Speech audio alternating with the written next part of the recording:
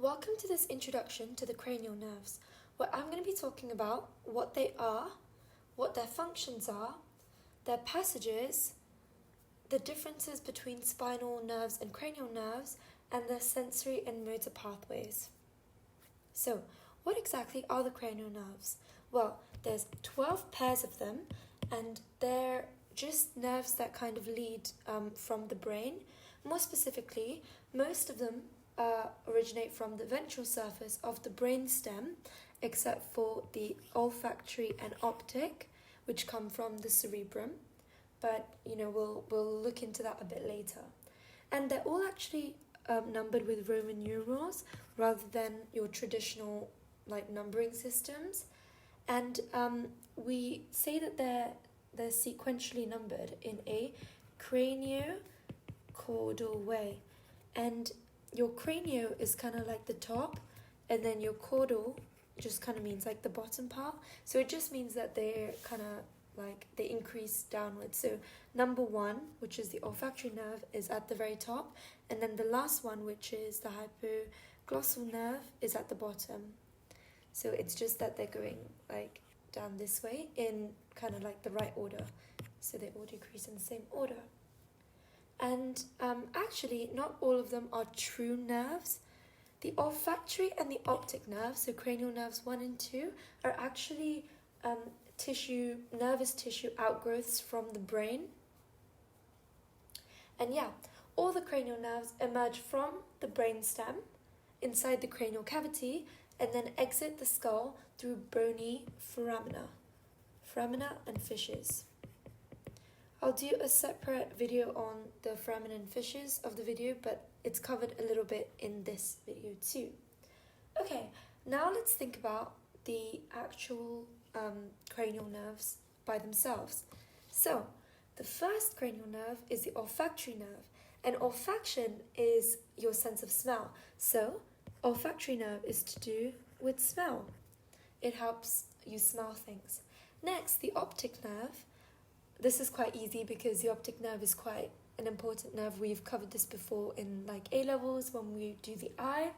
And this is just to do with the visual signals from the retina, so it helps you see. The oculomotor nerve is another eye nerve, and it's motor to most of the eye muscles. So it's just a motor to most of the eye muscles. The next one is the trochlear nerve. And this is motor to the superior oblique muscle in the eye. So this is a specific eye muscle and it's motor to that one. Now the next one is the trigeminal nerve. This is quite important. And this is just it receives the sensation from your face and your oral cavity. So it's just kind of to do with your face, and it's also motor to the muscles of mastication. So it's also motor to the muscles of mastication, which is like your chewing muscles. Next we have the abducens nerve. And the abducens nerve is another eye nerve. And this is motor to the lateral rectus muscle. So that means lateral means to the side, right? So anything which you can kind of look to the side with is controlled by your lateral rectus. And I forgot to mention, but superior oblique is, so oblique is kind of in, how do I say this, in the z-axis. So if we have, obviously we have x, y, and then we have the z-axis, so it's kind of in a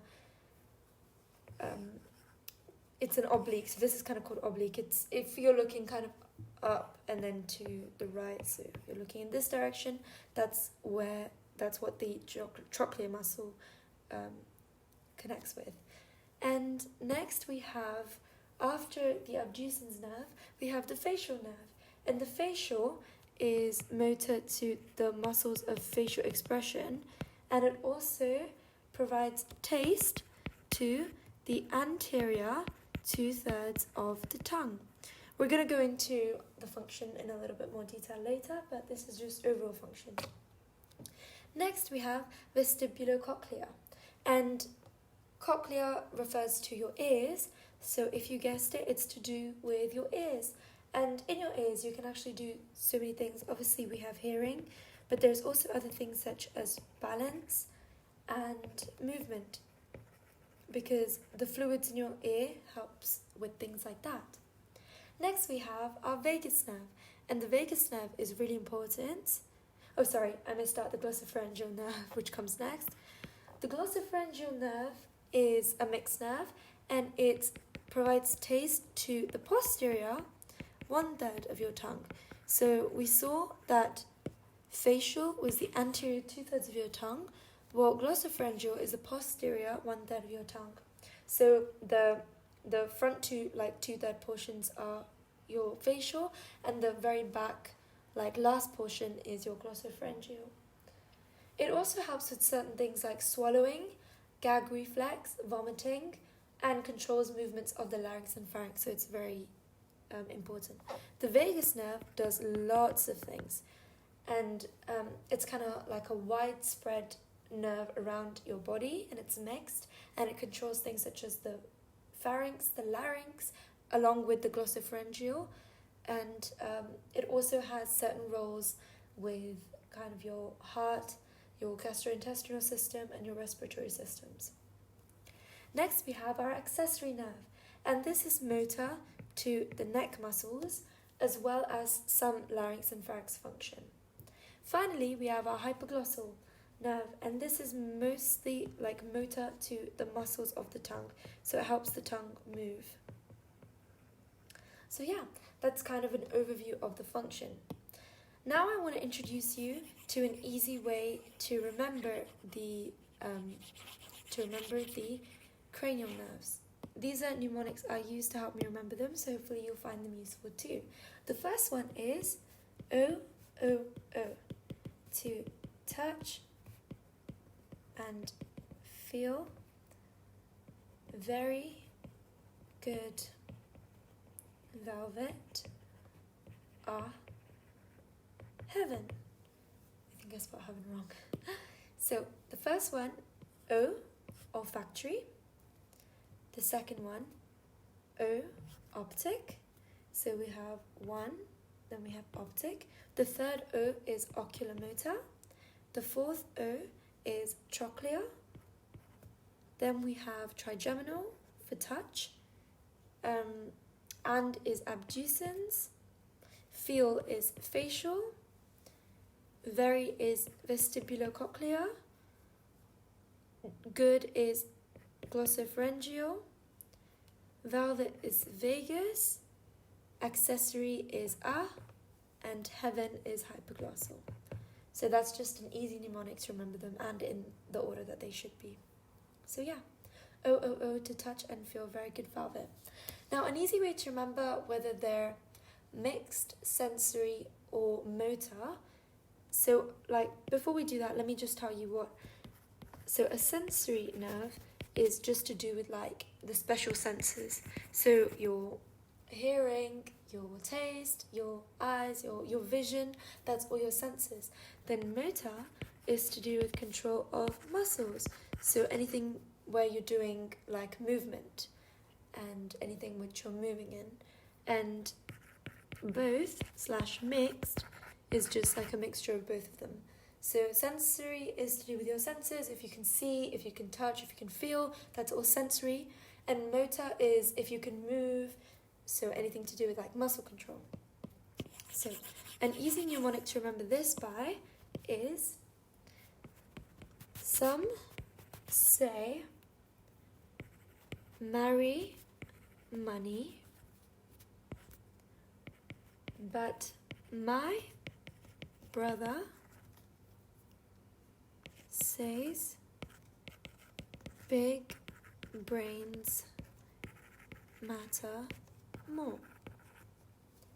Okay, so the olfactory nerve is sensory, optic nerve is sensory, oculomotor is motor, obviously it's in the name, oculomotor.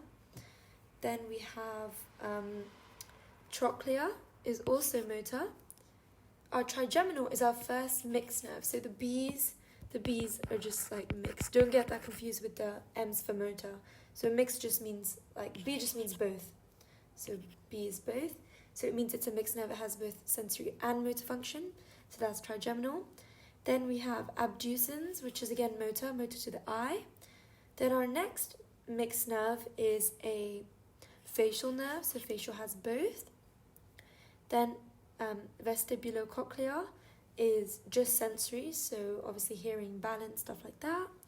Then we have again both for glossopharyngeal and both for vagus, so they're both like motor and sensory. Then we have our last two motor ones for hypoglossal and accessory, and they just control like different muscles. So yeah.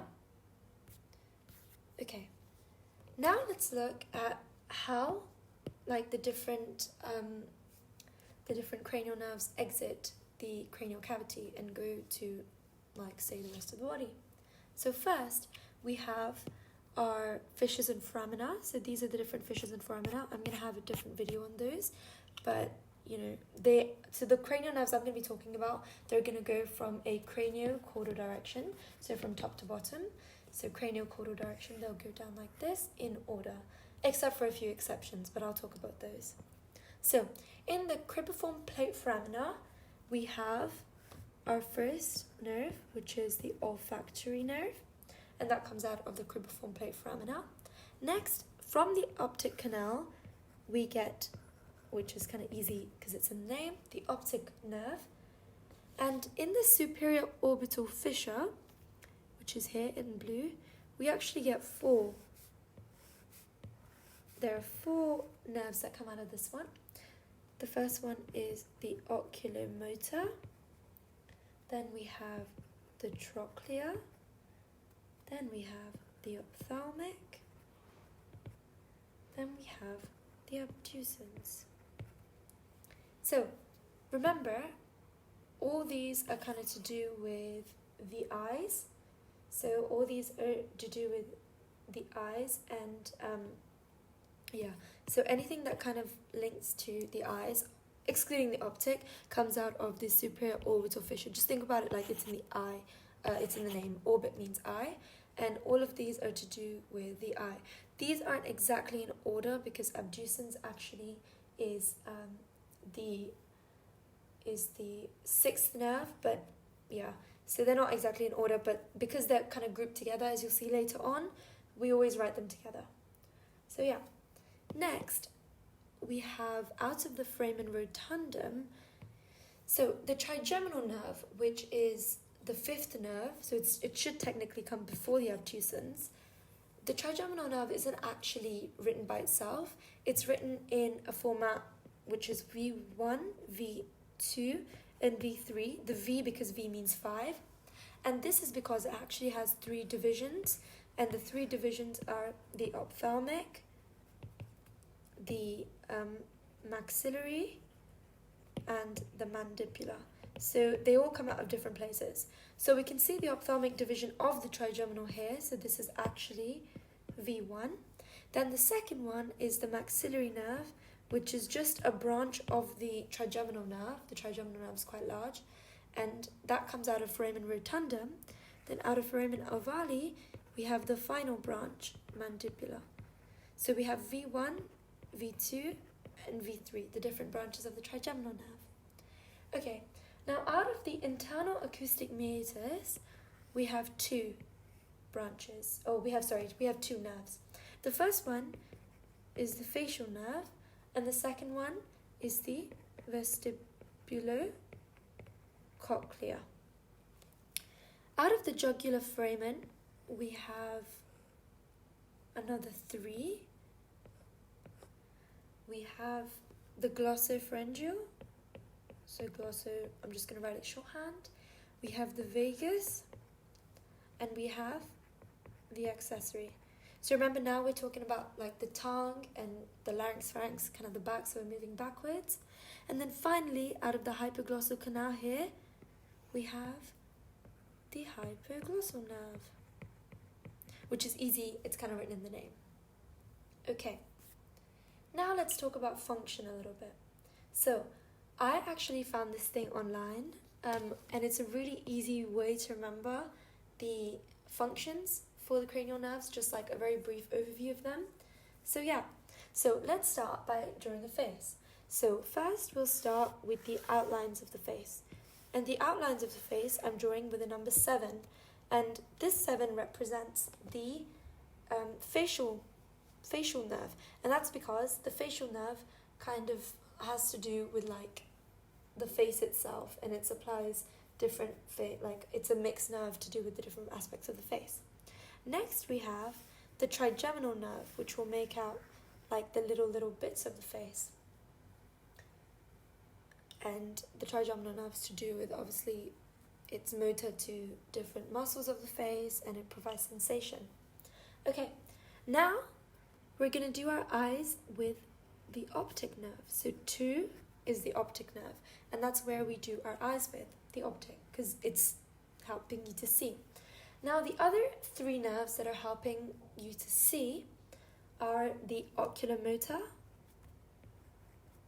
which controls most of the eye muscles. Then we also have the abducens, which I'm going to do in the corner of the eyes like this. And the abducens is to do with your lateral rectus muscle, so helping you see sideways. And then finally we have trochlea, which is which is superior oblique, so helping you see in kind of like an oblique direction.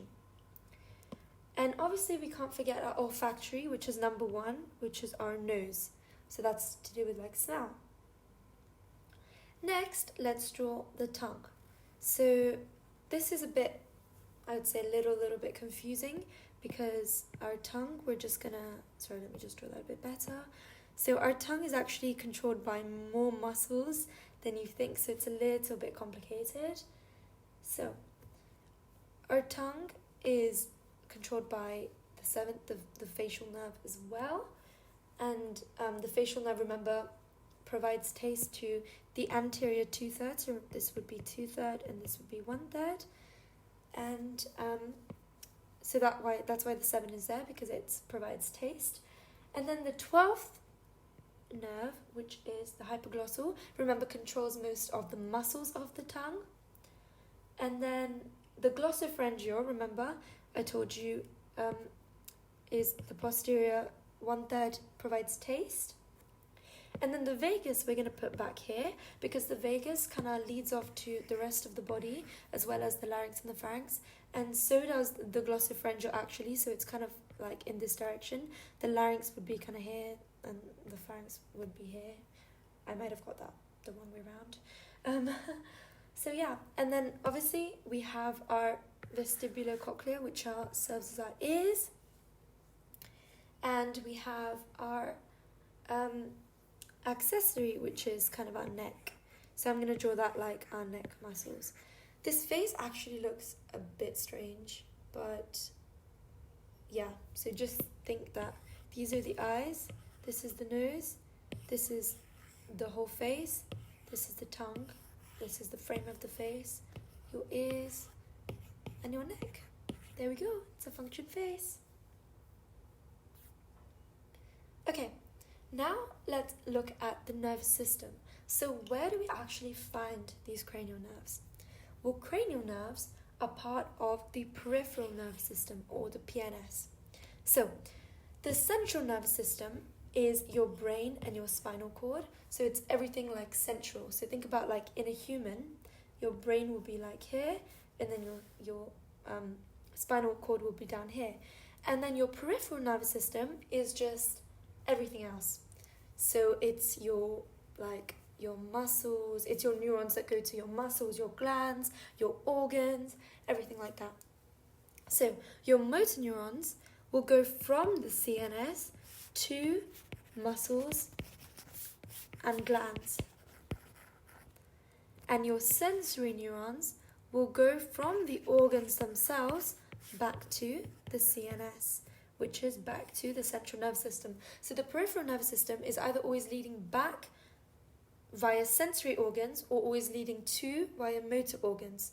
So you can kind of visualize it like the CNS is in the central, then you have your sensory going this way and your motor coming out this way.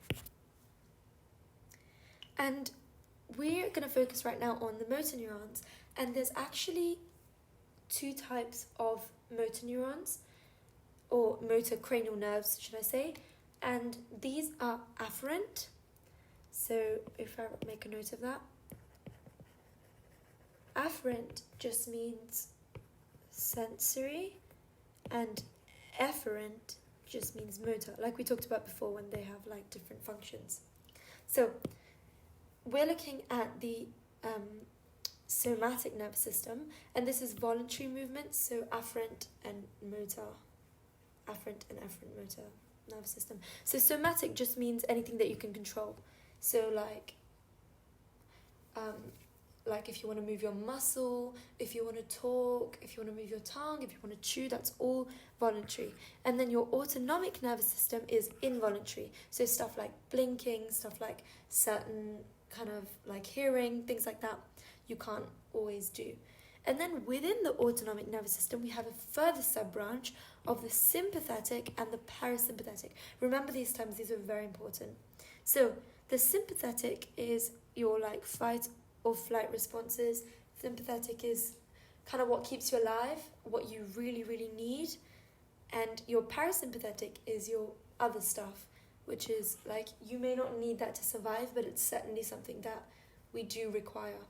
So remember, sympathetic is what keeps you alive, like your heart beating, your respiration, respiratory rhythms and stuff like that. And parasympathetic is other stuff like movements, being able to rest, being able to digest food.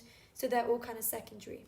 This is important because when it comes to certain conditions in the body, where the body has to prioritize certain systems over others, the parasympathetic will always be favored because it's what keeps you alive, whereas the sympathetic is obviously things you need, but not as important as the parasympathetic responses.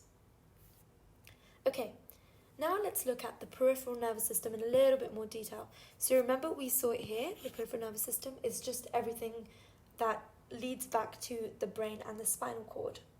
Now, the parasympathetic nervous system, as we said, was autonomic and somatic, autonomic being involuntary responses and somatic being voluntary movements. And then within somatic, we have our afferent and efferent. Remember, afferent is sensory and efferent is motor. So, the peripheral nervous system consists of nerves and ganglia that lie outside the brain and the spinal cord. And these connect the CNS to limbs and organs. So it helps you move and it helps us secrete things and stuff like that. Now, it's not protected by the bones of the skull and the spine or by the blood-brain barrier because obviously it lies outside of our brain, and also it's kind of vulnerable. So it can be exposed to things like medications, toxins, and mechanical injuries. So you can hurt your muscles, you can hurt your nerves. Like, for example, you can get facial palsy if you hurt your facial nerve, stuff like that, or if your facial nerve is affected. And it's vulnerable because it's not protected by the skull, the spine, or by the blood-brain barrier. And these nerves and ganglia and stuff like that can carry information related to the special sensations. Okay, so now let's look a little bit about what spinal nerves are. So what exactly are spinal nerves? Now, spinal nerves originate from your spine or your spinal cord, and you have different kind of parts of your spinal cord. You have the cervical part, cervical meaning neck, then you have the thoracic part. Thoracic is to do with your like chest. Then you have lumbar, which is kind of going downwards to your lower back. Then finally you have sacral. And these all have different functions, so they all go to different parts of your body. And we're not going to go into too much detail, but if you want, you can pause this and you can kind of read these different functions as to what the different spinal nerves do and stuff like that. But right now we're just going to talk about the differences between spinal nerves and cranial nerves. So, if we just look at this diagram, we can see that cranial nerves are connected directly to the brain, whereas spinal nerves are connected to the spinal cord, so they all originate within the spinal cord rather than originating within the brain and the brainstem. Now, the number of nerves there are. So in mammals, there are 12 pairs of cranial nerves, like we know already. And for spinal nerves, there are 31 pairs of spinal nerves. You don't need to know like all of their names and what they will do at this stage, but if you want to, you can always kind of go out and learn them. So 12 pairs of cranial nerves, 31 pairs of spinal nerves. They're all in pairs, remember that. The functions of them are, so cranial nerves will coordinate all the activities with the head and the neck, and the exception being the vagus, which also travels to other parts of the body and helps control stuff with your heart, your gastrointestinal and your respiratory system. So anything to do with the head and the neck is kind of cranial nerves, not spinal nerves. Because think about it, like your head and your neck are up here, and your spinal cord only starts here, whereas anything that comes from your brainstem is up here. So it will go to all of these, and then your spinal nerves can go to the rest of your body. So yeah, they all are associated with all the body parts below your neck. Now, like we said before, cranial nerves are designated by numbers and names, and then the serial numbers are all Roman numerals, and then the names will be kind of like we said before, hypoglossal, glossopharyngeal, kind of related to what they do and where they come from. Whereas the spinal cord names are according to their location on the spinal cord. So like we said here, C1 means it's the first one in the cervical section, T1 is the first one in the thoracic section, L2 second in the lumbar section, so it's stuff like that. And the types of nerves here are, in cranial nerves, most of them are mixed nerves, obviously except for olfactory, optic, and vestibulocochlear, which are pure sensory nerves. So most of them are mixed, but there are some pure motor and sensory, whereas all of the spinal nerves are mixed. So you don't get just pure sensory and just pure motor nerves. Okay, so we'll just go into like a little bit more of what you need to know exactly in terms of the differences. So for cranial nerves, the fibers will leave directly from the brainstem, whereas in the spinal nerve, fibers leave the spinal cord through spinal roots. And in cranial nerves, they will leave/enter in mixed nerves, and so the sensory and motor fibers may enter/leave the CNS in mixed nerves, whereas in spinal nerves, the sensory fibers will enter the sensory fibers will enter the spinal cord through the dorsal, and the motor fibers will leave through the ventral. So sensory enter through dorsal, and motor will leave through ventral. Okay, in cranial, the sensory cell bodies lie in ganglia outside of the central nervous system, but within the cranial cavity. So they're not in the CNS directly, but they're inside the cranial cavity. Whereas in spinal, the sensory fibers have their cell body ganglia sited in the dorsal horn of the spinal cord. Don't worry too much about if you don't know what these mean. Just know that these are the facts. Okay, and obviously the cranial nerves exit via bony fissures and foramina in our skull, and in the spinal cord there's no spinal comparison to these. They just kind of leave out of spinal roots. And cranial nerves can have sensory, motor, autonomic, which includes sympathetic and parasympathetic functions, as well as special, which is like your special senses such as sight, sound, vision.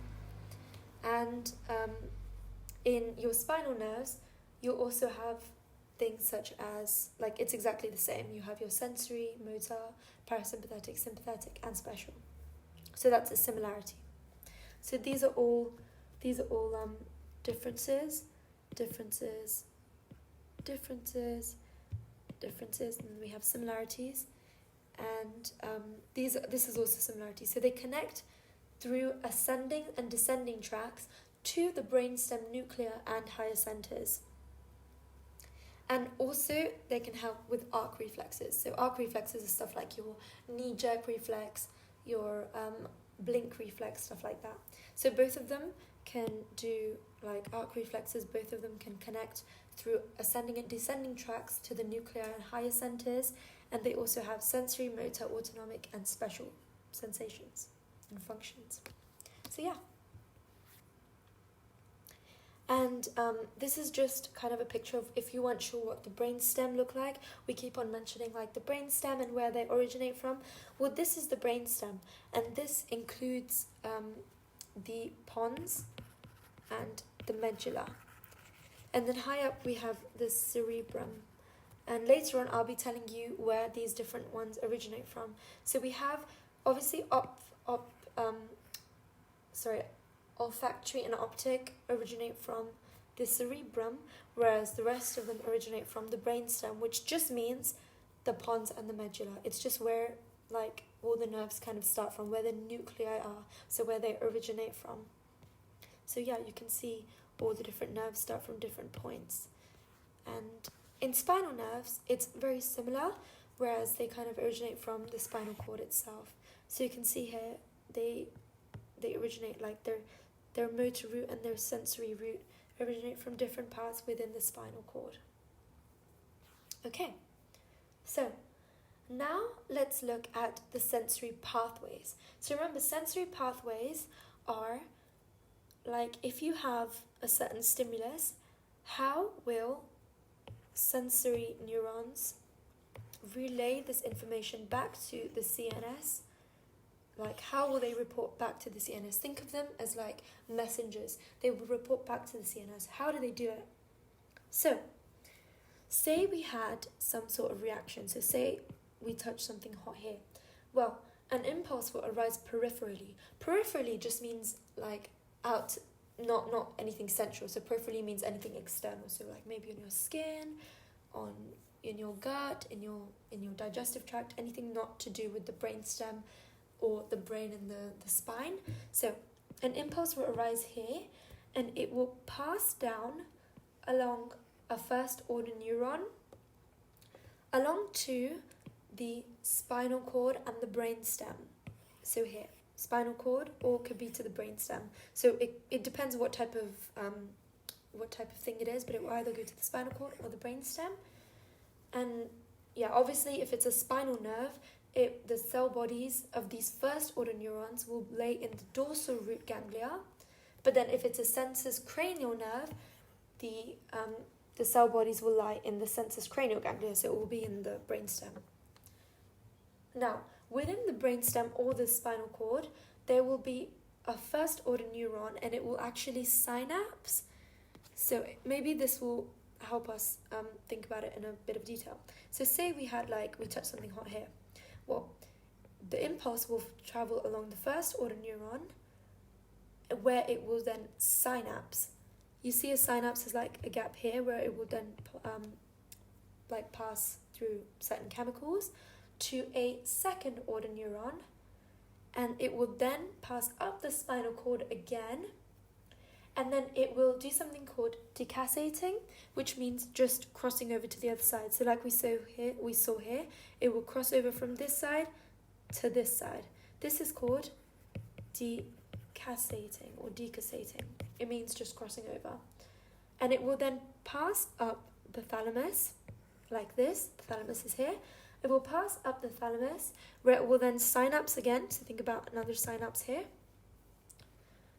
And it will then synapse over to a third order neuron to carry the impulse up to the cortex and higher centers. So that's how a sensory pathway is given. So you get an impulse here. Sorry, not an impulse. You get a stimulus here. Will go up a first order neuron, synapse with second order, when it will then cross over. Here we're crossing over. Travel up to the thalamus, where it will then synapse with a third order neuron. And this is all a quick electric impulse, where it will then report.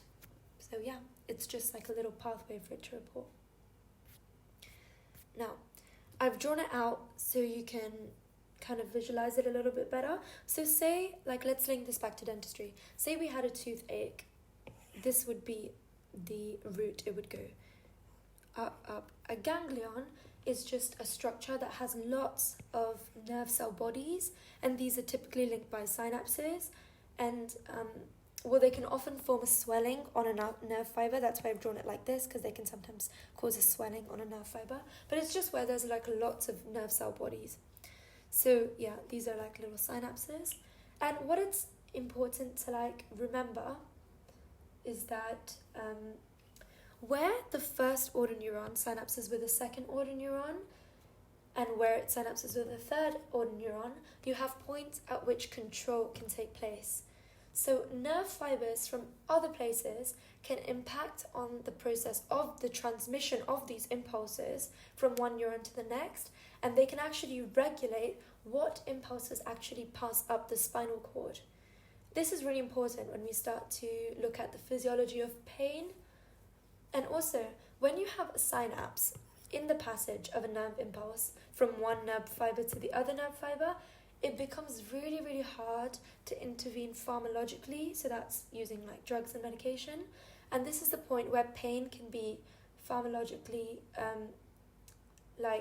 there is a certain point where it does become possible to intervene, and this is where pain can actually be controlled or regulated. So at certain points you can issue like certain drugs which help regulate pain, because you can actually use, like I said before, you can use like other nerve fibers from elsewhere that can impact this process.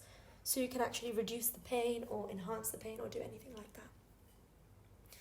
Finally, let's look at motor pathways. Motor pathways are a lot easier. So remember, motor pathways are anything that goes from the CNS to muscles or glands in order to carry out a function. So for muscles, it would be them contracting or relaxing, or for glands, it would be them like secreting certain substances.